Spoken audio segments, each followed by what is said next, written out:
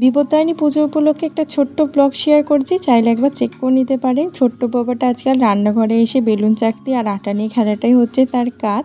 আজকে বানাচ্ছি কাশ্মীরি আলুর দম। প্রথমে আলুগুলোকে সিদ্ধ করে নিয়েছি।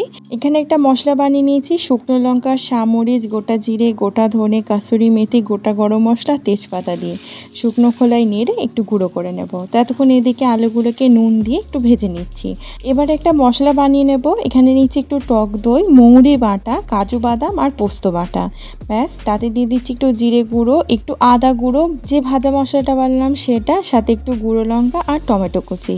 সমস্ত কিছু তেলেতে এবার দিয়ে দিলাম। খুব ভালো করে কষিয়ে নেব। স্বাদ মতন লবণ দিয়ে ঢাকা চাপা দিয়ে মশলাটাকে খুব সুন্দর করে কষিয়ে নিয়েছি। এবার পরিমাণ মতন জল দিয়ে আলুগুলোকে ফুটতে দিয়ে দেবো।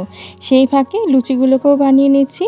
আর দেখুন আমাদের আলুর দম একদম তৈরি। উপর দিয়ে একটু ভাজা মশলাটা ছড়িয়ে দিলাম। আজকের ভিডিওটি কেমন লাগলো অবশ্যই জানাবেন। ধন্যবাদ।